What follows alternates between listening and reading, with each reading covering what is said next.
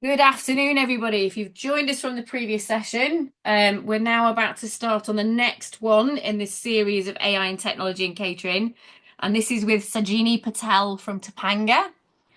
Just a bit of housekeeping again during the session. You'll notice your mic's muted, but you can communicate with me or Sajini and the other participants in the chat function. Just make sure that if you want to ask a question, we do have some from your registration already, but if you do want to add anything as we're going through the session, you can add it to the Q&A function or use the chat function if you can't find the Q&A function. If we can't answer it straight away, we'll get Sajini to come back to you at some point later. So don't forget this session is being recorded. And the recorded session will be in the post events in the professional development events section of the Academy part of the TUCO website, and you'll need login details to do that. But it'll also be in the TUCO Facebook page where it's being cast live at the moment, and also on the TUCO YouTube page. So over to you, Sajini. Hi there. Hi, everyone. My name is Sajni, and I'm the Director of Partnerships and Sales at Topanga, and I'm excited to present the Reuse Pass program today. Do you want me to go ahead and get started or wait till the top of the hour? No, go ahead. You're all right. Amazing. So we are at Topanga. We're an enterprise food service technology company. Our goal is to prove that sustainability can, and it does, and it will potentially for your campuses drive positive environmental and economic benefits for business. Our flagship product is Reuse Pass. So we help campuses launch reusable to-go programs that drive impact. We can operate across residential and retail dining environments. We can help a campus either launch a brand new reuse program, so you only have disposables on your campus in your dining food service operations and you'd like to bring reusables, or a campus that might have reusables already, but potentially are using some sort of, maybe token system, carabiner, maybe a manual system, and they're not really getting their containers back, or the students might not be as engaged with the program. We can come in and take that program to the next level. Today, we are primarily in the United States as well as one campus in Canada. So here is a map of all of the campuses that we are live at. As you can see, a ton in the Northeast, and these programs really vary. Our program at Boston University is live at, I think, 8 or 9 retail locations. A good amount of these programs are live in what we call, and I'm not sure what you all call there, but residential dining. So think of that traditional dining hall. We've also can bring our program to that setting as well. So our program specifically does one-to-one container tracking. So what that means is we are tying an individual container to an individual person. It's going out to them almost like a library system, like checking a library book out. We've kept things really simple so that students want to use this program, but also really flexible. So it can work at a campus of any size, a campus in the UK, a campus in the US, a retail environment, a residential environment. And then we also have a dashboard. So you'll have access to really understand the ins and outs of this program. How many containers are going out each day from each location? How many active users are using this program? What's your return rate? What's your cycle rate? And much, much more information. These are some of the figures that we really care about here, and we know that you all do as well. And this is single-use packaging costs. If your campus currently uses disposables, there's a huge opportunity to save money by replacing those meals and putting them into reusables. And then these other 3 figures are part of the impact reporting that we will provide you all on a regular basis. That really shows the why. Why are we doing this? Why does this matter? And the waste, water, and greenhouse gas emissions saved by using a reusable instead of a disposable container. How it works, I said this earlier, it's like a library. We're essentially checking containers out to students. So we're checking out containers. Students have a 3-day window to enjoy their meal. That's our standard window, and there's flexibility there. They just return their containers. They can just drop them at a bin. And then we check those containers back. Another thing with our program is that we are container agnostic, which means that we can basically support any container type. We're not a container company. We're the track and trace technology behind a reuse program. We do have some container partners that are based here in the US, which means that they'll actually label and like tag the containers before they send them to you. But at the end of the day, you choose the containers that you would like, and we can track and trace them. We can also support different container types. So you're not just restricted to that 3-compartment clamshell. You can also bring coffee cups, soup containers, salads, any size container we can support as well. There are some other programs out there. Ours is different. Like I said, we're container agnostic. We do this one-to-one tracking. We've got some really cool technology that checks in these containers in your kitchens. And we've got a dedicated client success team and this amazing dashboard. Some of the other programs out there might be a little bit more sort of like token based. They might require smart bins, which can be a little more expensive. And you don't necessarily get that data that's showing you your program performance. All right, let's talk about the student experience. So ReusePass is simply just a web application, which means it's just a website. It's not an app that needs to be downloaded. Students would just go to reusepass.com and they would select their campus or their university. All we need from them is a cell phone number. That's all we need. We don't need payment information. We don't need credit card information. We're not collecting any payment information. We just need their cell phone number. On the right here, this is the view that students are going to have. They'll see how many containers they have due, how many are past due, any fines if applicable, and then trash stats. If they kept scrolling, they'd see their individual impact they're making by choosing a reusable container. And then you see this very large QR code. Each student is going to have their own QR code. It's sort of like a boarding pass when you're boarding a flight. This is what they're going to show when they're being checked out a container. They can also save it to their mobile wallet. And then that cell phone number that we collected when they signed up for the first time, as you can see in the top right, we're going to send automated SMS nudge reminders, reminding them of their late container. It's quite simple, but extremely effective. All of our programs have at least a 95% return rate, which is great. So as you can see, student experience can be pretty low touch and easy for students. All right, I'm going to show you what this looks like.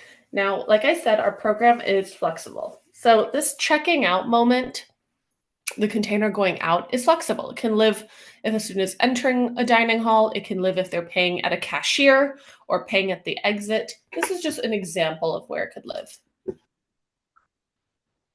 As I said, this is what that sign-up process looks like. A student would select their campus, save their QR code, and the student's entering their dining hall. They're going to show their QR code. We're scanning their QR code. We're going to scan the QR code on the now reusable containers, and that student is good to go. If you're a cashier, this is what your view is.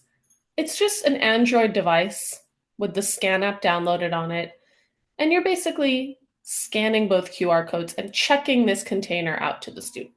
Pretty easy. These devices just need Wi-Fi. They're just Android phones. Now for the returns, let's say that student had just checked out a container for dinner. He's helped himself to dinner or was served dinner. He can just drop the container off in the morning. He doesn't need to go to a cashier or exchange it or give his name or anything, because we're doing this one-to-one connection at the start. He can simply just drop it off in return bins or to a dish window directly, and it will get checked back in. So now you're seeing what those check-in options are. So we're basically checking these library books back in. And as you can see, we have two different options to check in containers.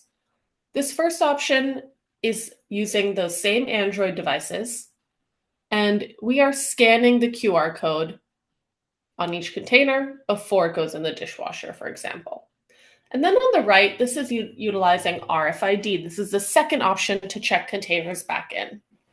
RFID, that read zone in that yellow box right now, is going to scan any container within a 3 to 6 foot radius in as returned, completely hands-free and passively, and it can handle up to 2,000 scans a second. So those containers simply just need to pass by this read zone, and they will all be logged in at once. It's also really flexible RFID. It can live in a loading dock if you're transporting containers, to one central location. It can live in a hallway if you are rolling containers, in a hallway or through a door. So it's very flexible. At the end of the day, they just need to simply pass by and they'll all be scanned in at once. So you're essentially streamlining this process and you're cutting the scanning by 50%. With our program I mentioned earlier, you'll have access to a dashboard and it's going to show you an immense amount of information. As you'll see here, you will always see your return rate. You'll see your cycle rate. You'll see each individual user, each diner, how many containers they have checked out, if it has been returned. On the right here, you'll see checkouts and returns. You can report by location. If you have multiple dining locations in your campus, you can report by location. You can look back at the last 30, 60, 90 days, really see what is that transaction volume across your locations. So lots and lots of information. This is machine-generated impact reporting that we will provide you on a regular basis. So this is based off of the actual data and usage of your program. Like I said, this is the why. This is the why we're doing this. And a lot of our campuses are quite active in promoting the program. So Boston University, for example, are really involved and they are sharing this on social media, on digital screens, within the dining locations. If you have student organizations, sustainability organizations, they can push this out through their channels, but we will equip this. Student engagement. We'll work with students however you'd like us to. A lot of campuses here in America have pretty active student bodies, active student organizations, and I'm sure it's the same there. So we'll work with students on signups, loyalty, rewards. We'll work with student ambassadors. Really whatever we can do to get a campus more engaged in a program. We also have an immense amount of marketing materials and trainings for your operators, for your teams. So we have a bunch of videos that live in Reuse Pass Academy that are available to you at all times. We'll also work with you to promote the program. So, if you have, like an orientation, when you have new students ahead of the start of a semester or a term, we'll make sure that you have all those materials, as you can see on the bottom right, so that students know, this is a program on campus, scan the QR code, sign up for Reuse Pass, so that they know that this is a program that's going to be on campus. We've tried to take a lot of the marketing support off of your plate, so we will equip you with a full marketing template library. These are just some of the materials you'll have access to. You can see here, digital screen signage, posters, return bin signage, social media assets, really anything you would need to promote this program ahead of a launch. With our team, you have a dedicated client success manager, and they will essentially work with you to get the program launched. So to start, should a campus move forward, we would set up a kickoff call, and we would essentially want, dining location managers, general managers, marketing, sustainability, anyone who's going to be involved in the program on that call. And we really plan for our launch. Container procurement, device procurement. When are we launching? How are we marketing the program? If you utilize RFID, we do generally need to be connected with sort of that IT contact on your campus to set up that appointment to install the hardware, the technology for checking those containers in. So this is essentially what that client success looks like. And that account manager would work with you throughout the program as you grow the program to additional locations. We generally can launch within 4 to 6 weeks, maybe 6 to 8 is a little bit better. And we launch generally, ahead of the start of a term. We can launch over summer. So, for example, right now, the campuses we're speaking with are looking to launch something next year in the new term or over, what we have here, spring break in March. But at the end of the day, we do need a couple months to get launched and really make sure you have the containers you want and that the team is ready to support this program. And that's pretty much it for me. On this slide, I have my information. Like I said, my name is Sajni. And if you're a campus that is interested in learning more about the program and chatting about what this could look like on your campus, feel free to email me. And I said at the bottom there, you can share any information about your current dining operations. So how many locations? Is there mobile ordering? What's your current, disposable usage? Any information that can help guide that conversation. And we can talk about what this program could look like, pricing, launch timing, and all of that good stuff. Thank you very That's much it. for that. Yeah, brilliant. Thank you so much. We did have a couple of questions that came through. Great. One of them, a little bit generic. Somebody was asking about pricing techniques, and I couldn't work out if it was the pricing techniques of the cost of it would be to return, or if you didn't return the product that you should have done, or if it was the pricing techniques for you to deliver this. Are you available in the UK at any point, or have you come out to us yet? Or Um, at the moment, we don't have any programs in the UK, and my job has really been focused on, we launched this company in Reuse Pass a couple of years ago. So right now, we're mostly the US, but I'm open to conversations in the UK. At the end of the day, it's software and it's hardware as well if you use RFID. To answer the question though, if the question is about late fees, so at the end of the day, our program is a free program for students, and that's intentional, right? We want students to want to use this program. Because we collect, information when they sign up, we're able to equip you with that information should you want to charge late fees. Half of our programs charge late fees, half don't. I know, Boston University charge a late fee. So what yeah, that means is if students don't return their container, they could be charged $3, $5, $8. We do also see campuses charge a single-use upcharge. So essentially, if you're using disposable, you actually would pay an extra $1, $2, $3. But if you use a reusable, it's free. So there's a lot of program settings and creativity there, and we'll work with you on those best practices.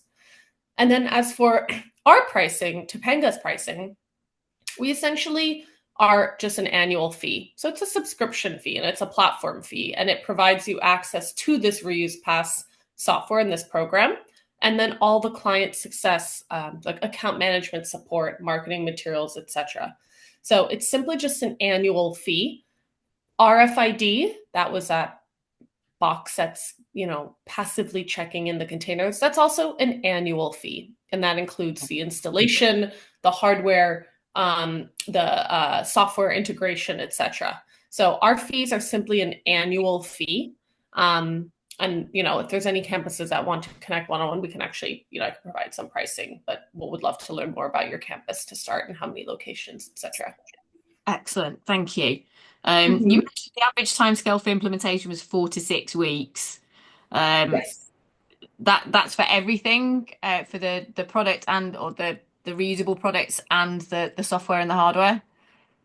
Yeah, I mean, essentially the two things that take the longest are containers, right? Your campus would need to choose the containers. Oftentimes, some campuses like to look at a ton of different options.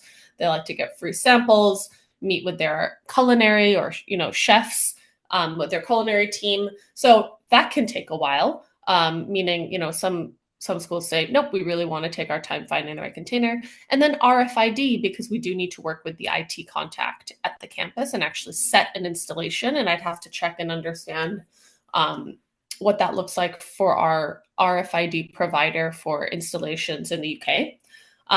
So we like to say 4 to 6, 6 to 8 weeks. But at the end of the day, we like as much time as possible to plan. So if a campus is interested in the summer and starting a conversation now, that's great because that means we have quite a few months to really build up the program and plan for a successful launch. Brilliant. Thank you. We Mhm. did get a question about managing accuracy of data, but I think that was more to do with AI. So, is Yeah. there potential to get any sort of data or information from what's do any of your current universities use data from the returned items, or it's just to make sure it comes back? I mean, yeah, they're using the information in the dashboard to really inform them on, really under like inventory management, right? And to really just better understand their program, what percentage of our meals are really dining in if you still offer a dine-in option. I know here in the US, a lot of campuses are really increasing their to-go program. Students don't want to sit and eat with each other. So, Okay. so it really just helps understand the volume, what's going in, what's going out. A lot of really valuable information. Excellent. Okay. Thank you very much. Thank you so much for your time. Really appreciate joining Of us from the course. States. Um, Of course. uh, Thanks for If having anyone me. has any further questions, please get in touch with Sajni Yes. and let her know using that information that she's set up there for you. And we'll probably see you on the next one, you guys, because most of you seem to be on the same ones today. So see you shortly. Thanks again. Ready? Enjoyed Bye-bye. that. Thank you. Bye bye.